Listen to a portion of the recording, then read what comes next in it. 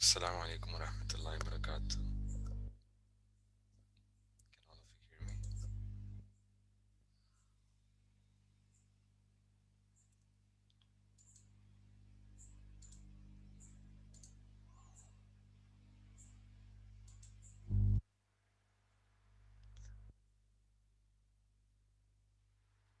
We'll begin with an announcement that inshallah from tomorrow we'll have this class 1 hour before.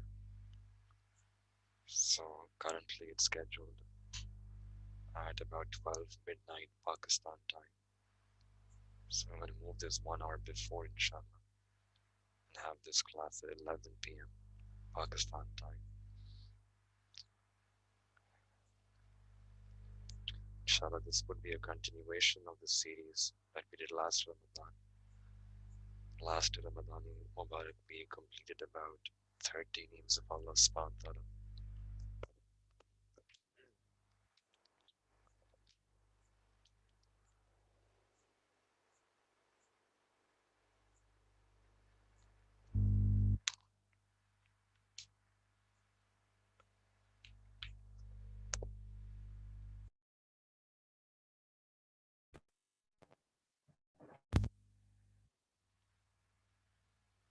So last year we completed about 30 names of Allah subhanahu wa ta'ala. Is the voice better now?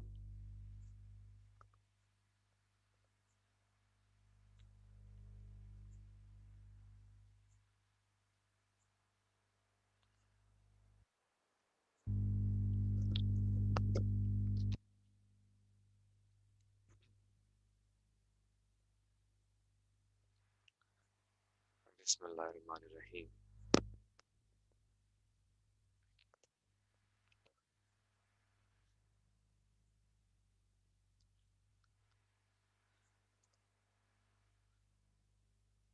Okay.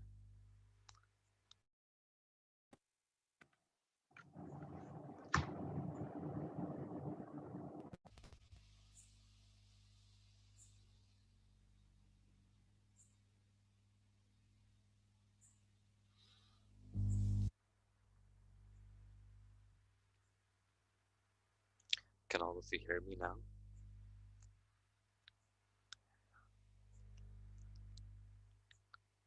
Okay. I'll try to speak up, inshallah. Inshallah, I think hopefully you'll be able to hear me, inshallah. Alright, so I was mentioning that number one, that we will have this class 1 hour before, inshallah.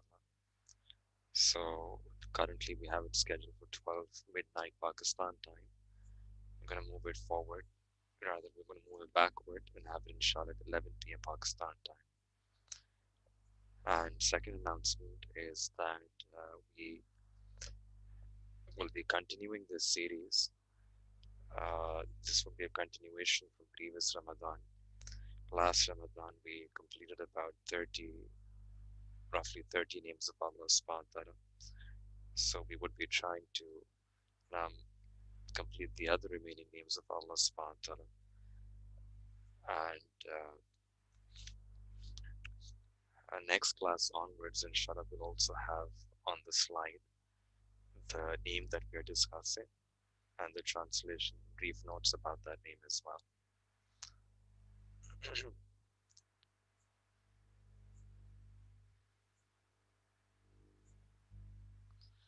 Alhamdulillah wa kafa wa salamun ala ibadihi allazina astafa amma ba'd. أعوذ بالله من الشيطان الرجيم بسم الله الرحمن الرحيم الله خالق كل شيء وهو على كل شيء وكيل سبحان ربك رب العزة عما يصفون والسلام على المرسلين والحمد لله رب العالمين اللهم صل على سيدنا محمد وعلى آل سيدنا محمد وبارك وسلم اللهم صل على سيدنا محمد وعلى آل سيدنا محمد وبارك وسلم اللهم صل على سيدنا محمد وعلى آل سيدنا محمد وبارك وسلم اللهم صل على سيدنا محمد وعلى آل سيدنا محمد وبارك وسلم. اللهم صل على سيدنا محمد وعلى آل سيدنا محمد وبارك وسلم. So today the name that we'll be discussing, inshallah, is this name of Allah subhanahu wa ta'ala, which is called Al-Khaliq. There are two names of Allah subhanahu wa ta'ala which are used interchangeably. One is Al-Khaliq and the other is Al-Bari. And there is a slight difference between the definitions between the meaning of these two names. So Al-Khaliq refers to that sifat, that attribute of Allah subhanahu wa ta'ala, that He is the creator. And Allah subhanahu wa ta'ala creates things without any plan, without any model, without any pattern. In the same way, Al-Bari is also a sifat of Allah subhanahu wa ta'ala, which means that Allah subhanahu wa ta'ala brings something into existence. Both are used interchangeably. There is a slight difference that Khalik refers that you plan and you bring something into existence, and Al-Bari refers to just bringing something into existence out of non-existence directly, immediately. And both are sifat of Allah subhanahu wa ta'ala, that Allah subhanahu wa ta'ala is Al-Khaliq, He is the creator. In Quran, Allah subhanahu wa ta'ala uses this word several places. And in fact, in the Quran, this word Al-Khaliq is used 9 times. And this Ism Al-Bari is used 3 times. And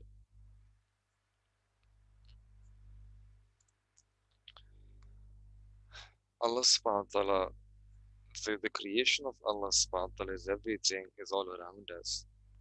If we just look at our own self, this human being that we have,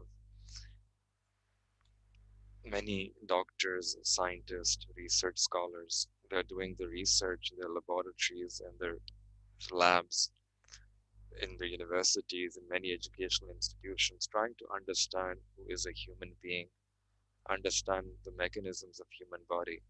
And still we haven't been able to understand the exact details of how human body works. Our eye, it's such a small thing. Doctors are spending their entire life, people spend their entire lifetime trying to understand this one small organ that Allah subhanahu wa ta'ala has given us. Still, we are not able to understand the full mechanism by which our eye operates. Our tooth is so small, doctors they spend their entire lifetime, but they haven't been able to understand the ma'arif, the knowledge of this one thing that Allah subhanahu wa ta'ala has given us. So small, but people spend their entire lifetimes still not able to understand the details of this. Similarly, there is another organ that Allah subhanahu wa ta'ala has placed inside of us, which is our heart. If you look at this, heart is very small, where many lifetimes have been spent trying to understand what this heart is, how this heart operates, and trying to understand various diseases of the hearts. We have experts of the heart, specialists of the heart, but still, despite all the R&D, all the funding, all the research that is being done, that is happening around the world, we haven't fully, we haven't yet fully been able to understand this creation, this creation of the heart that is inside of us. Take another example. We have our mind, such a small thing, but there are millions and there are trillions of nerve cells. Human beings are trying to understand that. They haven't been able to understand this as well. And this is just within ourselves, within a human body.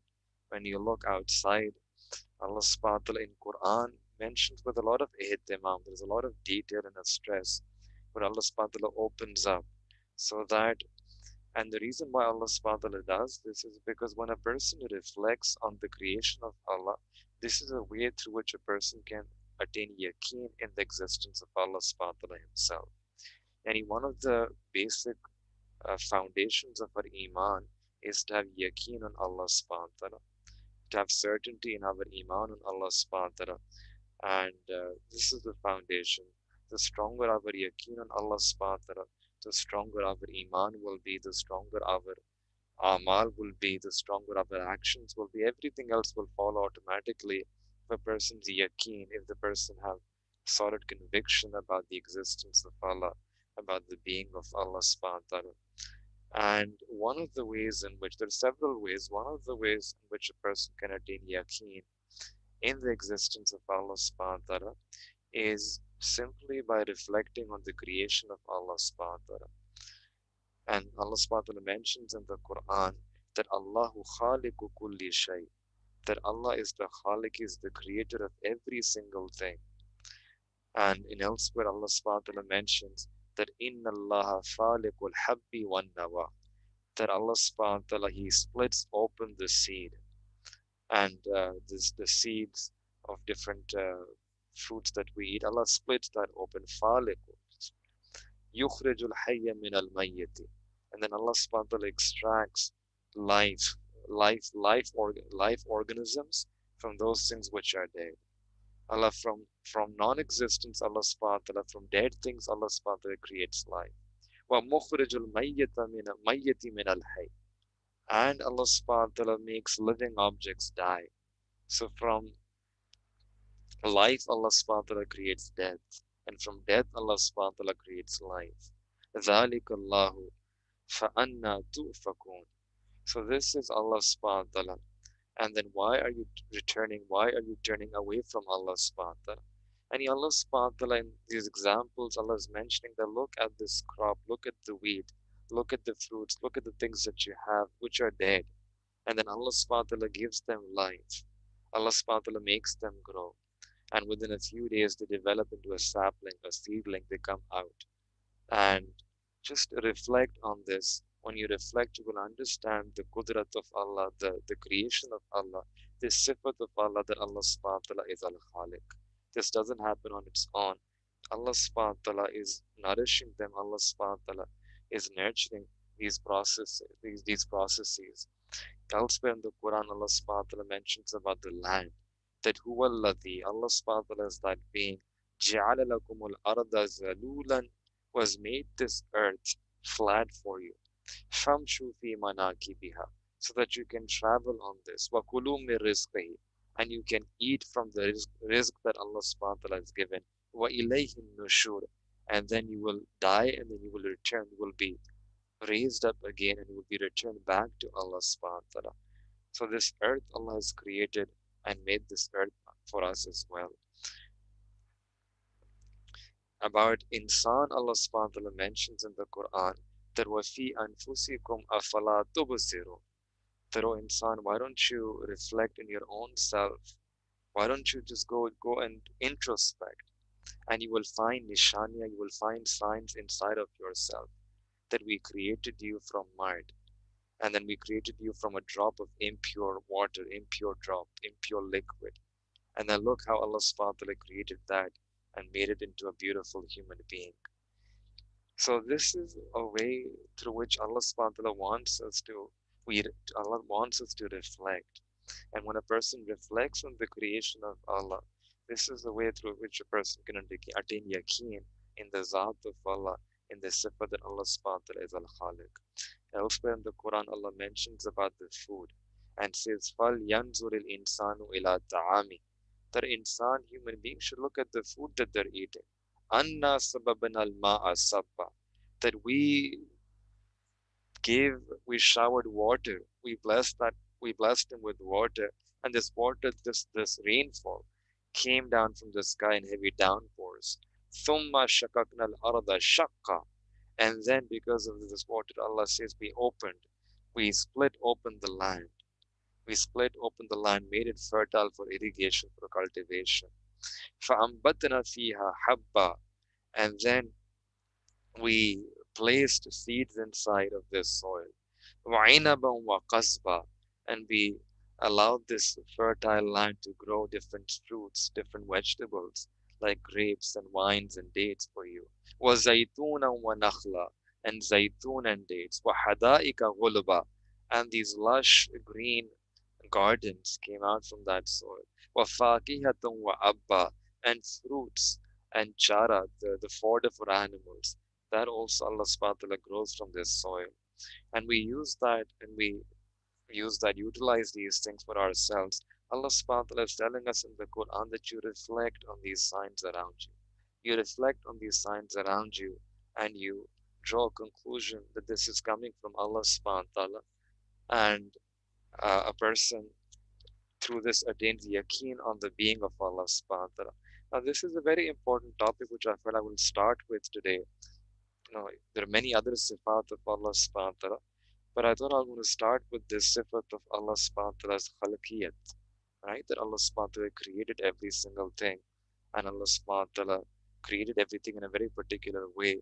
And the reason is because many young people, when we go to our universities, our colleges, we study different subjects, science, and inevitably a person becomes sort of skeptical about their deen. And one of the things become skeptical about is simply the being of Allah Himself.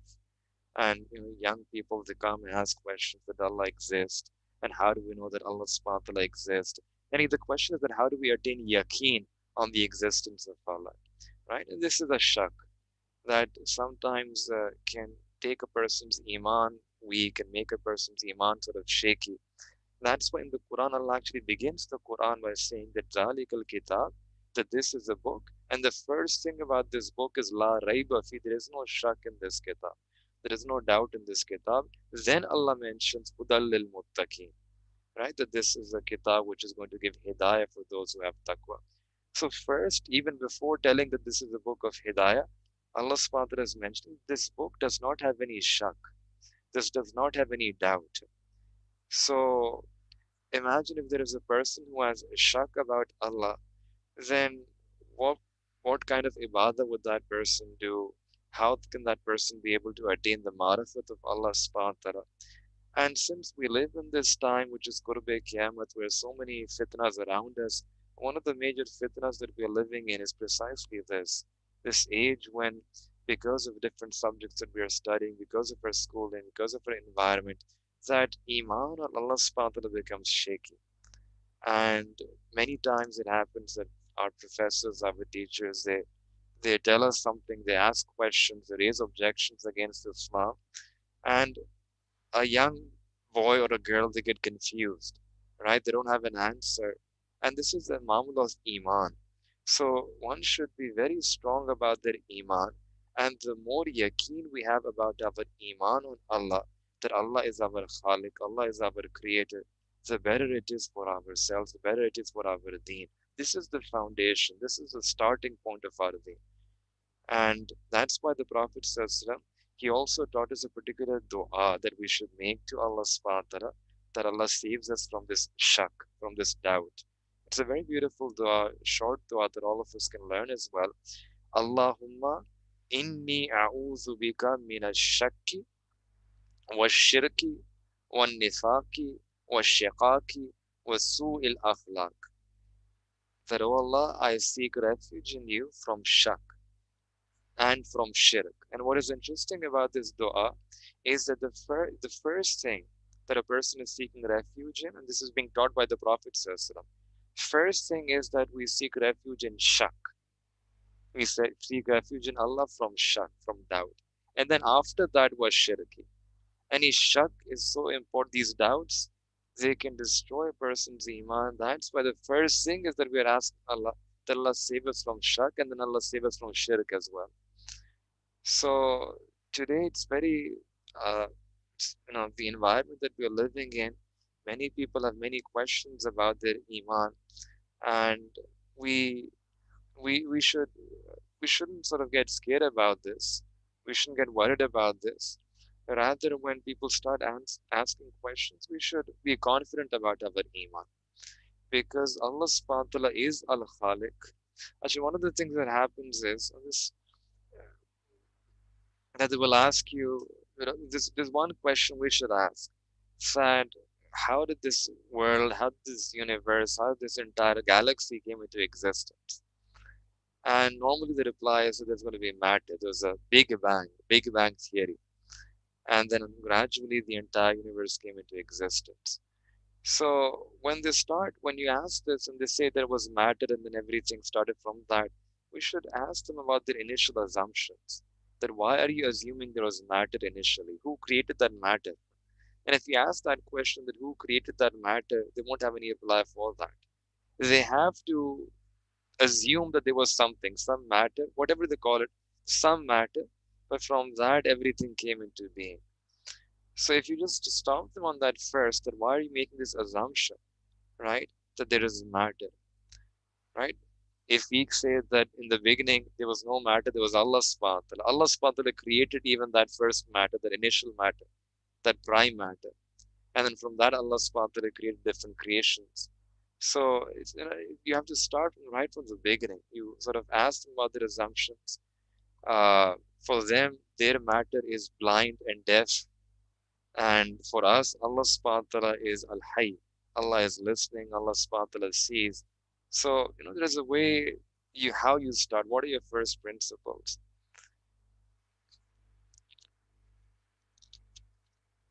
In Quran, Allah subhanahu wa ta'ala mentions that Alladhi a'ta kulla shayin khalaqa summa hada. That Allah subhanahu wa ta'ala is that being who gave everything, who created, gave wujud, gave existence, gave creation to every single thing. Summa hada, and then Allah subhanahu wa ta'ala gave hidayat and guidance. That's why it's interesting that if we see these animals, you have two eggs. One is an egg for a hen, the other is a duck. And if you keep those eggs and when the animals they come out from those eggs, so the duck, you can throw that animal inside the pond and the duckling would easily swim. And on the other hand, you put that chick inside the water, she would drown, right? This is what Allah subhanahu wa ta'ala is saying, that we created khalaqahu summa hada, and then we gave them fitri, this innate hidayah, this intrinsic programming, because of which there is a difference.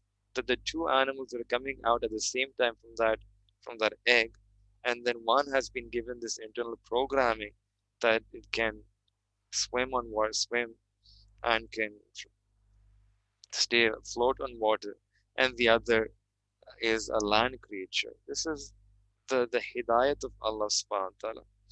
When a spider is born, when a spider gives birth to a baby spider, that baby spider within a few seconds develops this ability to make web, right? Within a few seconds. So these are things which are around us. Allah subhanahu wa ta'ala wishes that we reflect on this. And when a person reflects more and more, the answer to Allah subhanahu wa ta'ala and the yaqeen on Allah subhanahu wa ta'ala is attained when a person goes deep in science. When a person just remains on the surface, then you have these missing links, right? That you have this missing link theory about evolution as well.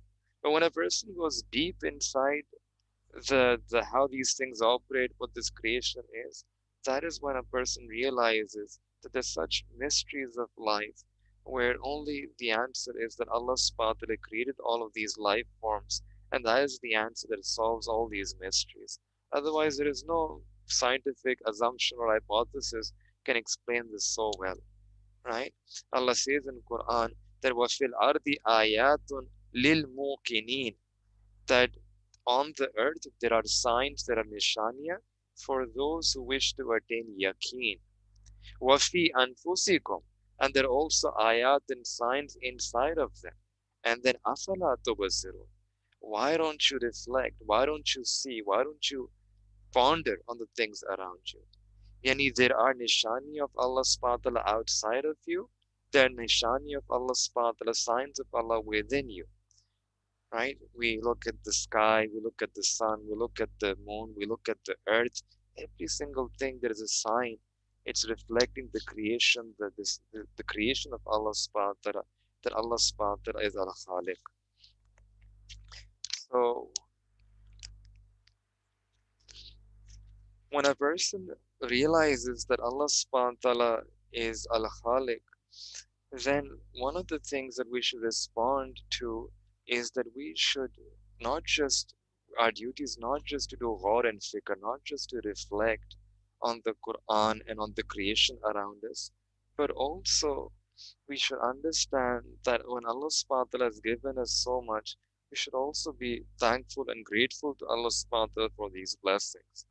So, like last year, we mentioned that all these sifat of Allah subhanahu wa ta'ala, they are meant that we have a two-way relationship with these sifat. One is that we use these sifat to understand Allah subhanahu wa ta'ala, to gain marifat of Allah subhanahu wa ta'ala, and the other is that these sifat are also a way through which we need to practically respond. That how can I respond knowing now the fact that Allah subhanahu wa ta'ala is Al-Khaliq? So the first aspect is that we reflect, right, on the creation of Allah. Like in Quran, Allah mentions, "Afalam yanzuru ila samai fawqahum." Look at the sky. Kaifa banaynaha, we created that. Wa zayyanaha, we adorned it. Wal arda madadnaha, wa alqayna fiha rawasiya, wa ambatna fiha min kulli shay'in bahij. So these are things around us. We reflect upon them. I was just thinking about there's a few. This whole coronavirus, this pandemic that happened. And you look at this nizam, look at this makhluk of Allah subhanahu wa ta'ala, it's a very small germ, it's a small virus, so small that you can't even see. And when that virus goes inside a person's body, it attacks a person's body, then because of that small, almost invisible virus, a person falls sick. And many people die as well. And they say, wait, no, there's a virus, we caught a virus. So what is a virus? Virus actually it's a small germ which is not even visible with the naked eye. It's so small you call that a virus. And when Allah subhanahu wa ta'ala gives it hukum, that virus becomes the cause of sickness. Right? And Allah subhanahu wa ta'ala is showing us also another sense, the azmat of Allah, the shan of Allah, the qudrat of Allah, the power, the majesty, the might of Allah. A small thing like a germ or a virus which is almost invisible to the naked eye. Allah subhanahu wa ta'ala is saying that, oh insan, despite your akal, despite your technology, despite your research, despite your wealth, despite your funding, you haven't been able to solve this small little mystery, this small little virus or germ that I've sent your way. This small little thing has completely destroyed your entire economies, right? Has destroyed entire societies and communities have been destroyed. And this is a lesson of ajizi. This is a reminder of humility that a person needs to be humble before Allah subhanahu wa ta'ala. When a person falls sick, Allah subhanahu wa ta'ala is reminding us of how fragile we are, of how weak we are. And it's also showing us the qudra, the majesty of Allah subhanahu wa ta'ala. There is a lesson that a person should pay heed and turn back to Allah. Turn back to Allah subhanahu wa ta'ala. So what Allah subhanahu wa ta'ala has done for insan is that Allah subhanahu wa ta'ala created the entire universe for insan. And then Allah ta'ala created insan for himself. That is the order. That the entire creation, all the provision, all the suhuliyat, the sun, the stars, the moon, the trees, water, every single thing. Allah adorned the sky, adorned the earth, adorned the heavens, embellished all of this universe for us. For who? For insan, for human being. Because insan is ashraful makhlukat. And then why did Allah subhanahu wa ta'ala create insan? Allah ta'ala created insan for his own self. Allah ta'ala created insan for his ibadah, for ibadat of Allah, ita'at of Allah. That this insan will do my ibadah. This insan will obey my commands. This insan will be my servant, will be loyal to me.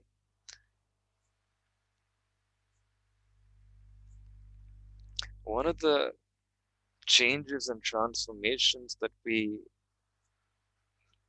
see in our time today is that people have, even those who are looking at the signs, who are looking at the world around them, they look into the mysteries of the world, but they fail to connect that to Allah subhanahu wa ta'ala. They fail to connect all of that back to Allah subhanahu wa ta'ala. We see that so much research is being done in order to attain the marifat of the dunya. But that marifat of the dunya then becomes a veil, and a person is prevented from attaining the marifat of Allah subhanahu wa ta'ala. So we know so much about makhluk, we have marifat of makhluk, but if only we could also now have marifat of Khaliq, the creator who created this makhluk. And that's one of the shifts that we see in our time, that we have spent so much, so much funding is being spent on trying to understand makhluk. Small things in makhluk, small, the land creatures, the sea creatures. There's so many things, so many different aspects. Research is being done in order to understand the makhluk, but we have turned away from Khaliq. And that's what we need to do. We need to return back. We need to attain this marifat of Allah subhanahu wa ta'ala Himself. That if makhluk is so diverse, if makhluk is so amazing, then imagine how amazing the Khaliq would be. Imagine how incredible, how majestic Allah subhanahu wa ta'ala would be as the Khaliq of all of that. So this is also a lesson that Allah subhanahu wa ta'ala is Al Khaliq. Allah is saying to us that, oh insan, oh human beings, why have you got yourself, why have you occupied yourself only with my creation? My creation bedazzles you? Then why don't you come to the Creator? If the creation is so bedazzling, then imagine how bedazzling Allah subhanahu wa ta'ala, the Creator, would be.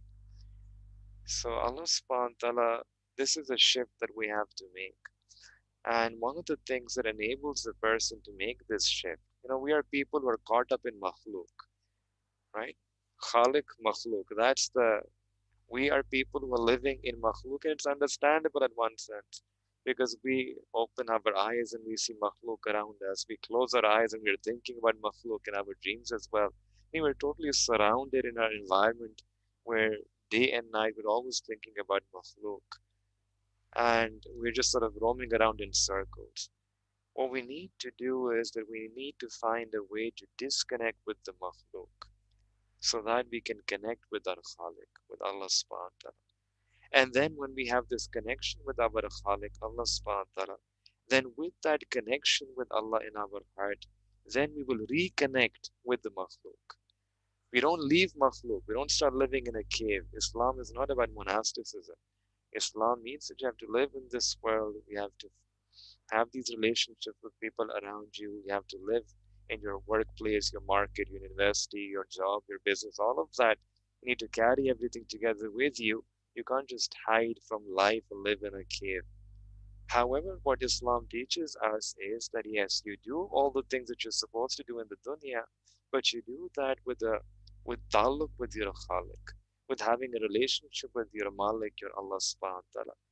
And for that to happen, initially a person has to disconnect. It's almost impossible for a person to be connected. If you're connected to one thing, you won't be able to connect yourself to another thing. Your basic laws of physics will tell you have to disconnect so that you can connect to something. And that's what we have to do to disconnect with the makhluk. Disconnect with makhluk doesn't mean that you leave them, but it means that at a mental level, at the level of our heart, we need to give ourselves some space, some time, some moments during the day where we just try to empty ourselves of the thoughts of makhluk. And we try to connect and think about Allah subhanahu wa ta'ala. We reflect on Allah subhanahu wa ta'ala. We reflect on the fact that Allah subhanahu wa ta'ala is our Al-Khaliq. And we remember Allah subhanahu wa ta'ala. So one practical way in which a person can disconnect with makhluk and connect with Allah is that of zikr, is to do more and more zikr of Allah subhanahu wa ta'ala, to more and more to remember Allah subhanahu wa ta'ala more and more. And that is what Allah subhanahu wa ta'ala actually mentions in the Quran as well, that one should remember. Allah says, addressing the believers, addressing the alladhina amanu, that ya ayyuhalladhina amanu, udhkurullaha dhikran kathira, that remember Allah subhanahu wa ta'ala abundantly, excessively. Because when a person remembers Allah subhanahu wa ta'ala excessively, one of the tasir, one of the effects of zikr is the exercise which disconnects a person from makhluk and connects the person to Allah. And you look at our state, this is what we really need in our life. That we are so caught up in makhluk that sometimes we are just looking at the level of asbab. That if I do this, then this will happen. If I do that, then that will happen. We forget sometimes We forget this reality, this fact that Allah subhanahu wa ta'ala is running the show. It's not these people around us, not this cause and effect. If Allah wishes, Allah can overthrow these laws of nature. Allah Ta'ala is that being who is musabbibul asbab, who's the real cause, who's the real provider, who's the real nourisher, who's the real giver of every blessing. Allah subhanahu wa ta'ala is nurturing us. It's not my job that I teach at a university, I'm getting my salary, and because of that salary, I think that I'm able to sustain myself. And sometimes it happens that a person gets so caught up in makhluk and just thinking about the makhluk that a person begins to think like that. That who is nurturing me, who is sustaining me? Well, my job at the university, my money that I'm earning. It's not the money. Allah subhanahu wa ta'ala is a razak. Allah subhanahu wa ta'ala is sustaining us. Allah ta'ala is providing for us. So we need to disconnect. And this is what zikr enables a person to do. That when a person remembers Allah more and more, then they disconnect from makhluk and they're able to connect to Allah subhanahu wa ta'ala. So practically, very quickly, the way a person should do this is one, this can be done in several ways, right? In Quran, Allah mentions just stay connected to Allah. That's the first type of dhikr. That just in a general way, we should try to remember Allah more and more. There's no specific way, no specific time, no specific formula. It refers to what you call in English that just constantly thinking about Allah. That Allah, you are my Khaliq, you are my Malik. I'm just thinking about you. That's that's the Islamic teaching as well. That a believer should always be thinking about Allah. What that means is that you should not forget Allah. No matter what you're doing, whether you're studying, whether you're in the office, whether you're eating, whether you're walking, every single second of your life, in the background of your heart, you should have some remembrance of Allah. Like in a computer, right? When the computer is turned on, you have the Windows operating system running in the background. And then on top of that, you can open up Word and Microsoft Office and Photoshop, etc. Whatever you're using. But no matter what program is open, no matter if you're multitasking, Windows is always running in the background. Just like that, a believer is someone who's going to be doing different things during the day, sometimes studying, sometimes reading, sometimes teaching, sometimes talking, sometimes meeting. But in the background of the heart, in the background of their heart, there is this remembrance of Allah. And they cannot remember Allah subhanahu wa ta'ala 100% because they're engaged in the dunya. But they also make sure that they don't forget Allah subhanahu wa ta'ala 100%. Even if there is 1%, 2%, 1% background remembrance of Allah, that is enough to call as zikr. That is enough. That means that a person is not connected to Allah. So that is what Allah wants. And that's Allah describes in the Quran as well. That rijalun tulhihim. Rijalun la tulhihim tijaratun wala bayun an dhikrillah. There are people who neither their trade, their commerce, nothing of this dunya distracts them from the remembrance of Allah subhanahu wa ta'ala. There are people who are remembering Allah, whether they are yadhkurun Allah qiyamah, whether they're standing, wa qu'udan, or whether they're sitting, wa ala junubihim, or whether they're on their sides. Every posture, they're always remembering Allah subhanahu wa ta'ala.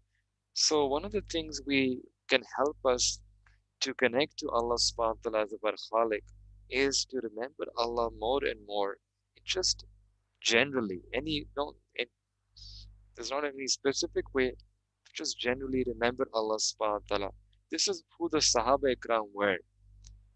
This is who the Sahaba Ikram were, that they would be remembering Allah all the time. They would be sitting in their shops and their heart would be remembering Allah. They would be sitting on the markets and their heart would be remembering Allah. And we might be sometimes sitting on the musalla, on the janamaz, in the masjid, but our hearts are not remembering Allah, we are remembering makhluk. Because makhluk is so ingrained within us, right? It's like we are fana fil makhluk, right? Even if we want to not think about makhluk, we end up thinking about makhluk. Even if we, for a moment, we just want to disconnect with the makhluk, right? We are not able to, right? We are still caught up in makhluk, and We need to sort of reverse this, and this is what Ramadan enables a person to do. That in Ramadan, a person can actually make this shift.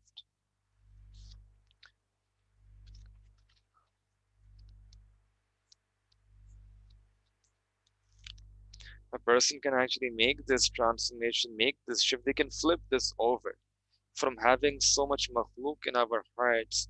We can empty our hearts of this love, this excessive love for makhluk, and we can fill our hearts with the love for Allah subhanahu wa ta'ala. And one of the things we should actually make dua to Allah Ta'ala for in Ramadan is also this, that Allah disconnect my heart from makhluk and Allah come back into my heart.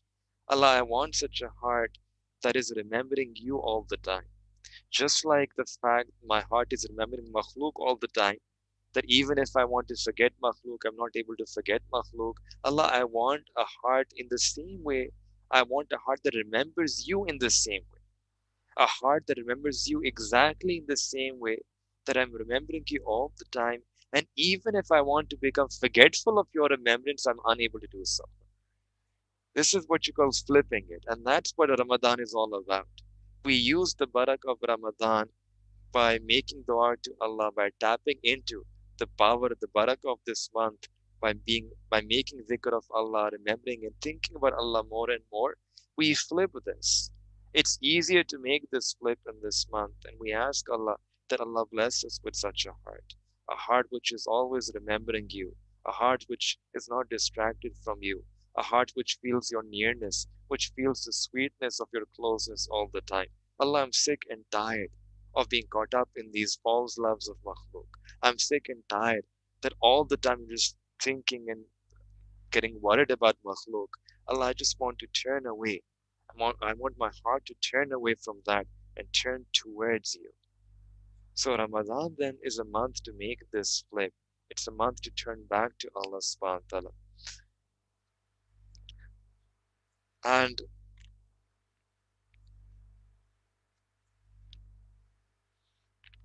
we also find in the Sunnah another practical thing is that the Prophet ﷺ would also use the sifat of Allah subhanahu wa ta'ala to make certain du'as to Allah ta'ala. And that's another thing we can do.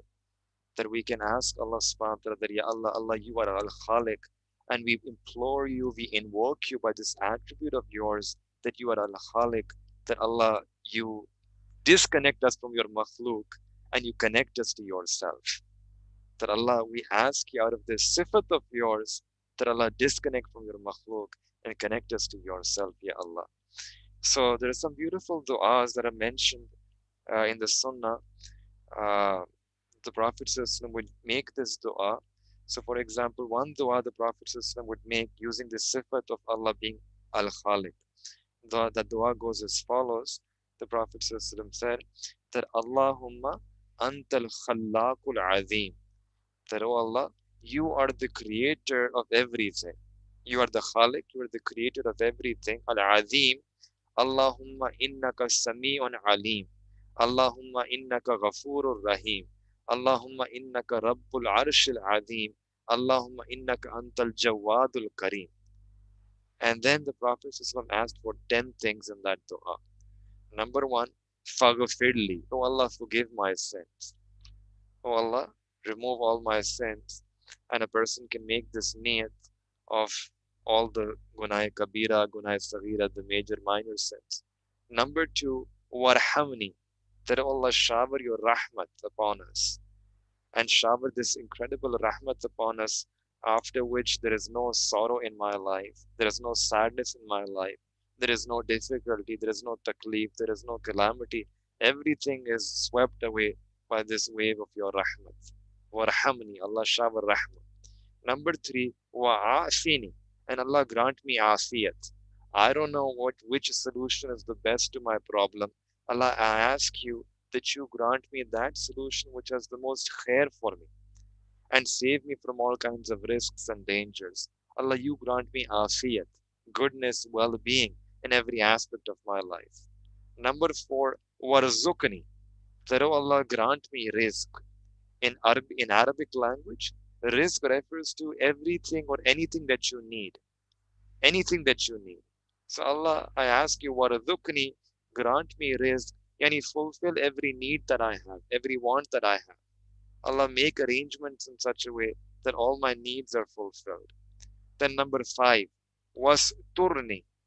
Wasturni, Allah, conceal my faults, hide my faults. Allah, conceal my faults before my family members, conceal my faults before my relatives, conceal my faults before public. Allah, save me from this embarrassment, this humiliation, this shame, which when happens when the faults are revealed before people. Allah, conceal my faults here in this world, and Allah also conceal my faults in the akhirat as well. Wasturni. Then number six, wajburni. Wajburni, that Allah do my islah. Allah, not just conceal my faults, but remove those faults from within me. Do rectify, discipline myself, Allah. Do islah, fix me, fix all the things which are problematic within me. Allah, fix all the shortcomings, the flaws inside of me. I am presenting myself to you. I'm handing myself over to you. Allah, fix all the bad things and habits that are inside of me. Then number seven, warfa'ni. Allah, give me elevation, give me izzat and honor. And this is something which a person can ask for from Allah subhanahu wa ta'ala. That Allah, I wish to be able to do work of Zeen, and Allah, grant me that izzah. Allah, grant me such an honor in this world, in this dunya, and also an honor in akhirah. Right? That a person is asking Allah subhanahu wa ta'ala, warafa'ni. And the Prophet actually made dua for this, warafa'ni. Allah, give us this elevation, this rafat. Number eight, wahdini, and Allah, guide me, give me hidayah, increase me in my level of hidayah. Wala tudillani, and Allah, don't misguide me. Allah, save me from every step in this direction of misguidance. Save me from all types of misguidance, all the trappings of misguidance, all the deceptions and delusions and illusions which make a person misguided. Allah, save me from misguidance. And finally, number 10, وَأَدْخِلْنِي الْجَنَّةَ بِرَحْمَتِكَ يَا أَرْحَمَ الرَّاحِمِينَ. And Allah, enable me to enter into Jannah, and you are the most merciful of the merciful ones. And the Prophet ﷺ practically taught us this dua.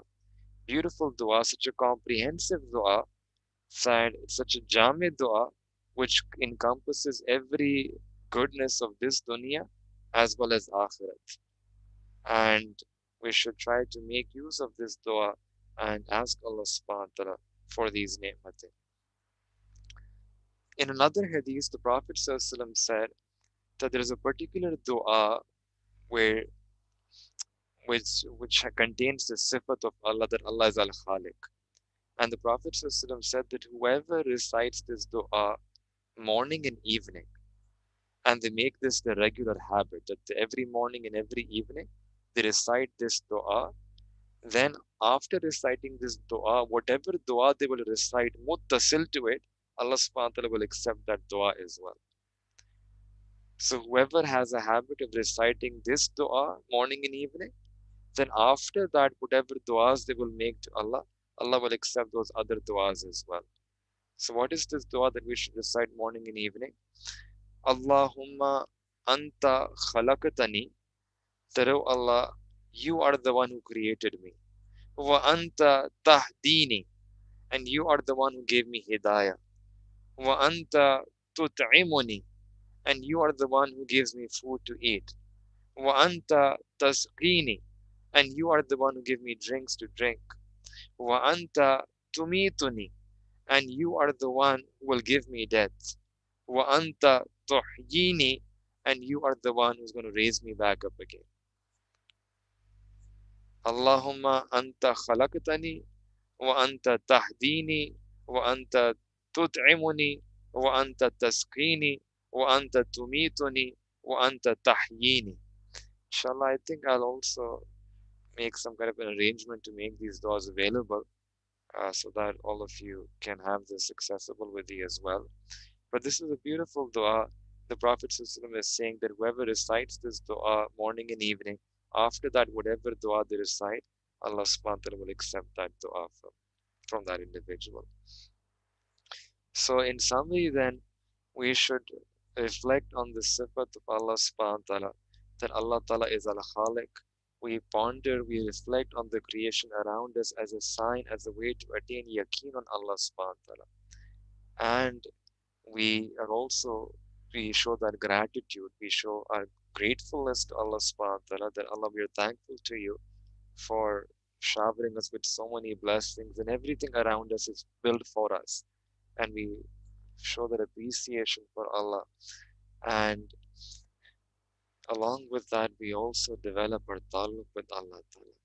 That Allah, we have spent so many years of our life just thinking about makhluk, being preoccupied with makhluk. And Allah, now we need to make this flip. We want to make this flip. We desire to make this flip, and we now want to discover you, Ya Allah. You are my Khalik, you are my Malik, you are my Razik. Allah, I wish to draw close to you, I wish to know you, I wish to fall in love with you. And the practical way, the way we can do that is by remembering Allah subhanahu wa ta'ala more and more. Just thinking about Allah subhanahu wa ta'ala. And this is one of the most important things for us. You see, every human being, they will always remember what is dear to them, what is important to them, what is dear, right? Like for example, when there is a young man, you have their exams coming up, tough exam, right? The whole exam week he is thinking about his exam. There's not even 1 second in which he's not thinking of the exam. Even if he's hanging out, even he's loitering around, eating at the store, right? You ask him, did you forget your paper that's coming up in 1 week? He says, no, no, no, no. Not even a single second of the day passes in which not even a single part of me, every single part of me is thinking about that exam. Right? This is just one of many examples to show to you that Allah subhanahu wa ta'ala has given me and you that ability. That in the background, in the depth of our hearts, in the depth of our mind, we can keep processing a particular thought. Right? Allah ta'ala has given us this ability that at the bottom of your heart, in the bottom of the back of your mind, you can remember Allah. You can keep yourself attached to Allah. You can keep having thoughts about the love for Allah. Keep having thoughts of His nearness, His closeness, His intimacy to us. Because Allah subhanahu wa ta'ala, He is the most important being in our life. Allah ta'ala is the most important being in our life. Our relationship with Him is the most important relationship that we have in our life. He is the most important thing in our life. So if He's the most important being, the most important relationship in our life, we should always be thinking about it. We should always be thinking, even slightly, partially, along with doing everything else, we should always be thinking about such a beautiful being, right? And then I mentioned this is the first type of dhikr, which is just general. And then at some part of the day, what I mentioned that we need to disconnect with the makhluk. And in some part of the day, we should actually we should disconnect, right? Maybe 5 minutes, 10 minutes, 15 minutes, where we just sit and we just, what you call, this is the sunnah of the Prophet called khalwa, where you sit in seclusion and you just disconnect yourself from the routine. Try to connect yourself to Allah. You give yourself some space, some time, some environment where you are disconnecting from makhluk and connecting with Allah subhanahu wa ta'ala, like the Prophet did when he was in Ghar Hira. So we don't have to go to a ghar, we have our own homes, right? For 10 minutes, 15 minutes, 20 minutes every day, person should put themselves in that zone where they just disconnect and just leave everything. They just empty themselves of all worldly thoughts and they go one on one with Allah with the exclusion of everything else. Just want to lose yourself in the remembrance of Allah. So much so that you forget everything else for those 5, 10, 15, 20 minutes. And that's what Allah says in the Quran as well. That's the second type of zikr. That was Qur Isma Rabbik wa tabattal ilayhi tabatila. That remember the name of Allah. What's the name of Allah? Allah. Remember the name of Allah exclusively to the exclusion of everything else. And you lose yourself so deeply in the remembrance of the name of your Rabb and you attach your thoughts exclusively to Him to the exclusion of all others. That's what this verse means. And obviously, that cannot be done 24 hours a day because we have to live in this world, you have to work, you have to study. You can't forget everything 24 hours. But for 10, 15 minutes a day, we should take out those 15 minutes a day and say to Allah Ta'ala, Ya Allah, I also want to enter this zone where I'm disconnecting completely now and I'm entering this zone. What is this zone? The zone is fana, that you're absorbing, I'm absorbed in this remembrance of Allah. That we should be able to connect to Allah so deeply, so robustly, that we become lost in our thoughts for Him. So much so that we become oblivious to everything around us. We forget everything else in this world, right? That's the real skill. That's the real connect. That you lose yourself in the remembrance of Allah. And when you remember Allah, then Allah will remember you, right? And that's the way, that's the other way to attain yaqeen, right? One way is that you think about the makhluk, right? And you reflect on the creation of Allah. And the other is simply that you allow yourself, you make yourself that individual that Allah is remembering you. And the way you do that is by remembering Allah Himself. That's one of the biggest benefit that you will attain, that you will get yaqeen in your iman, because you will, when Allah remembers you, then you will become the object of the remembrance of Allah, and you will feel that Allah is remembering you. You will have experienced that moment of connect in your life, where you were able to disconnect with the makhluk and connect with Allah, even if it was for a fraction of a second. You would have experienced that. And once you have that experience, you would have reached the yaqeen, absolute certainty. Then nobody can shake your belief now. Nobody can suggest to you that, Allah subhanahu wa ta'ala does not exist or you haven't. No one can say those things to you because you have experienced Allah subhanahu wa ta'ala with your heart. And if you think about this, this is what we really need in our times, because we live in an age of fitna. We live in an age of false ideologies, false philosophies that are constantly trying to take out our very iman from us. Plus, we are also engaged in sins. Our sins are also numbing our iman. They're dulling our iman. They're keeping us distant from Allah, right? And many times a person, they experience a crisis of faith, a moment of skepticism. They might experience doubts about Allah, doubts about the Quran, doubts about the Prophet ﷺ. And the answer to all of these doubts is not some intellectual thought in the classroom. We try to do that in our classroom setting. The real answer to this lies here, that you connect your heart back to Allah, to take away that dullness and numbness that we have allowed to come on our hearts. That heart which has tasted the sweetness of the connection with Allah subhanahu wa ta'ala will never ever doubt Him. Never ever. Again, it's impossible for that heart to doubt Him. Once you have tasted the sweetness of a mango, just even once in your life, then nobody can make you doubt or question that the mango meetha hai ya nahi. There's no way, because you've experienced the sweetness for yourself. Now, nothing in the world can shake your conviction that mango is sweet. Just like that, you have to experience the sweetness of Iman. The sweetness. The Prophet ﷺ said in Hadith, halawat the Iman. Halawat. Lose yourself in this remembrance of Allah for some moments every day, some minutes every day. And when a person does that, then Allah subhanahu wa ta'ala remembers them. And this is what we need to do. We must restore ourselves back to this path of remembering Allah.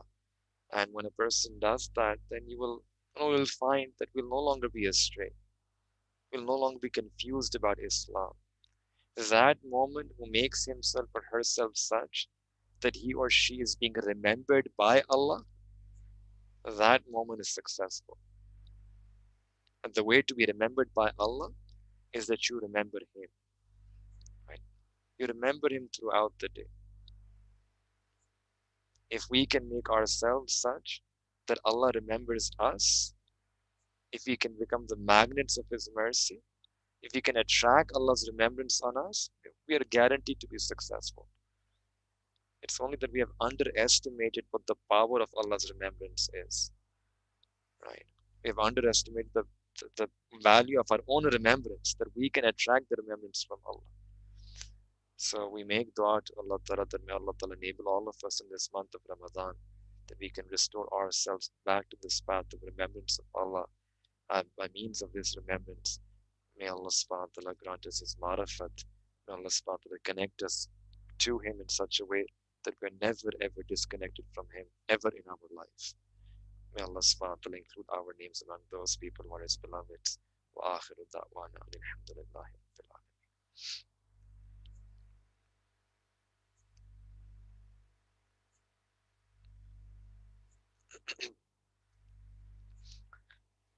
سبحان ربي الوهاب اللهم صل على سيدنا محمد وعلى آل سيدنا محمد وبارك وسلم. Make dua ربنا ظلمنا أنفسنا وإن لم تغفر لنا وترحمنا لنكونن من الخاسرين. يا الله يا رب كريم ظلمنا أنفسنا. يا الله يا رب كريم ظلمنا أنفسنا. Allah, we have wronged ourselves. Allah, we have done zulm on ourselves. We have oppressed ourselves. Ya Rabbi Kareem. Ya Allah. Allah, you are our Khaliq and you are our Malik. Ya Rabbi Kareem, we come to you tonight in Tawbah. Allah, we ask that you shower your maghfirah upon all of us tonight. Ya Rabbi Kareem, Ya Allah, the month of Ramadan has started. The month of Rahmah has started. The month of Barakah has started. Ya Rabbi Kareem, Ya Allah, we present ourselves to you in this month of Ramadan. Allah, we ask you that you shower us with the rahmah of this month. Allah, shower us with the barakah of this month. Allah, completely cover us, Ya Allah, from the tips of our hair to the soles of our feet. Allah, completely wrap us up in this mercy of this month, Ya Allah. Ya Rabbi Kareem, Ya Allah, remove all the impurities from our zahir, all the impurities from our batin, all the impurities of sins. Ya Rabbi Kareem, Ya Allah, whatever distance that has come between us and you, Allah, we ask that you remove that distance as well. Ya Rabbi Kareem, Ya Allah, we want to use this month as a means to draw close to you. Allah, we want to use this month as a means to get to know you. Allah, we want to use this month as a means to discover you. Allah, we want to use this month as a way to establish a relationship with you, to improve our relationship with you, to strengthen our relationship with you. Ya Rabbi Kareem, Ya Allah, we ask you that you make this month a month of change for all of us. Allah, make this month a month of taqwa for all of us. Make this month a month that we can discover you. Allah, make this a month that we can fall in love with you, that we can also, Allah, become your beloveds. We can also become your lover. Ya Rabbi Kareem, Ya Allah. Ya Allah. Truly, Allah, you have muhabbat for us, and that is why, Ya Allah, you have given us this opportunity. Allah, you have given us this tremendous opportunity in this month of Ramadan. Ya Rabbi Kareem, Ya Allah, we ask you that you grant us tawfiq that we can maximize on this opportunity. We can do more and more ibadah. Ya Rabbi Kareem, Ya Allah, save us from the deception of our nafs. Allah, save us from the laziness of our nafs. Ya Rabbi Kareem, Ya Allah, we ask you that you grant us himmat in this month of Ramadan. Allah, grant us willpower in this month. Allah, make us people of irada, make us people of himmat. Allah, make us people, Allah, who tire ourselves in ibadah, in itaat and ibadat in this month. Ya Rabbi Kareem, Ya Allah, we ask you that you accept us for newer and newer ibadat, for newer and newer du'as, for newer and newer ways of pleasing you. Ya Rabbi Kareem, Ya Allah, we come to you tonight and we ask you, Allah, that you join us to yourself. Ya Rabbi Kareem, Ya Allah, for so long, Allah, we are sick and tired of leading this life that is distant from you, sick and tired of leading this life that is away from you, sick and tired of leading this life which is so caught up in makhluk. Ya Rabbi Kareem, Ya Allah, we want an escape, Ya Allah, from this life of ghafla, this life of sins, this life of worry, this life of depression, this life of anxiety. Ya Rabbi Kareem, Ya Allah, we ask that you, Allah, pull us towards yourself. Allah, you include ourselves also among those who are the muqarrabun. Ya Rabbi Kareem, Ya Allah, we want to draw ourselves close to you. Allah, we want to lead such a life. Allah, when we are close to you, we want to be able to feel your closeness in our heart. We want to be able to feel your nearness in our heart. Ya Rabbi Kareem, Ya Allah, grant us the sweetness of your intimacy, the sweetness of your proximity, the sweetness of your muhabbat. Ya Rabbi Kareem, Ya Allah, Allah, grant us the sweetness of your ma'arifah. Ya Rabbi Kareem, Ya Allah, we ask you out of this sifat of khalq, that you are al-Khaliq. Allah, you are our Khaliq. Allah, you are our Malik. Ya Rabbi Kareem, Ya Allah, we bow our heads before you and you alone, Ya Allah. And Ya Rabbi Kareem, Iyyaka na'budu wa iyyaka nasta'een. And Allah, we ask you and you alone, Ya Allah. Allah, we ask that you, Allah, that you assist us on this path towards you. Allah, you assist us, Ya Allah. Allah, guide us on this path towards you. Allah, help us on this path towards you. Ya Rabbi Kareem, Ya Allah, ignite the flame of your muhabba in our hearts. Allah, ignite the flame of your desire in our hearts. Allah, ignite the flame of your yearning and longing in our hearts. Ya Rabbi Kareem, remove all the unlawful love from our hearts, all the ghair love from our hearts, all the nafsani, shaitani, hevani love from our hearts. Ya Rabbi Kareem, Ya Allah, remove our hearts from this attachment to makhluk. Attach our hearts to yourself, Ya Allah.